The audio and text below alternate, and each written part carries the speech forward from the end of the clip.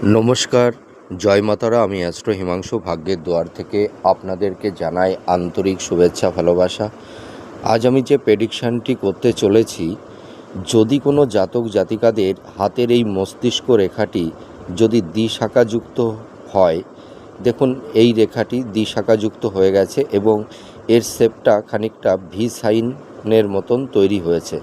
তা যদি কোনো জাতক জাতিকাদের হাতের মস্তিষ্ক রেখা যদি দ্বিশাখাযুক্ত হয়, এরা কী ধরনের হয়? এরা সাধারণত ভীষণ জ্ঞানী ব্যক্তি রূপে পরিগণিত হয়।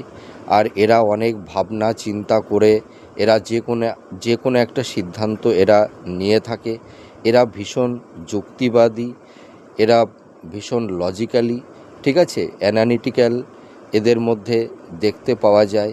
তাছাড়া এরা উচ্চ শিক্ষার ক্ষেত্রে বা হাই স্টাডির ক্ষেত্রে এরা জীবনে খুব সাফল্যতা অর্জন করে থাকে। এরা সার্ভিস ক্ষেত্রেও খুব উচ্চ পদে আসীন হন। তাছাড়া দেখা যায় এই সব জাতক জাতিকারা বিজনেস করলেও এরা জীবনে অনেকটাই সাফল্যতা এরা সাধারণত লাইফে পেয়ে থাকে। তাছাড়া দেখা যায় যে এরা মানে লাইফে এরা ভাগ্যের খুব সাপোর্ট পায়, ঠিক আছে।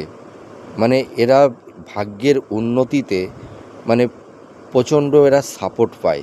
অর্থাৎ আমি এক কথায় বলতে পারি এরা ভাগ্যের খুব সহায়তা লাভ করে থাকে। তাছাড়া দেখা যায় এই মস্তিষ্ক রেখাতে অনেক সময় 3টি শাখাও তৈরি হয়, ঠিক আছে। সেটি হলে কি হয় দেখুন, আপনারা এই শাখাটিকে লক্ষ্য করুন।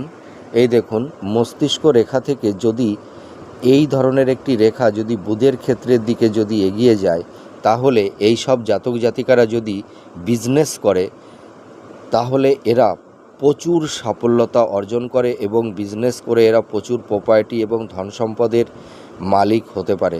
আপনারা মিলিয়ে দেখুন এই প্রেডিকশানটি কতটা ম্যাচ করছে। নমস্কার, জয় মাতারা।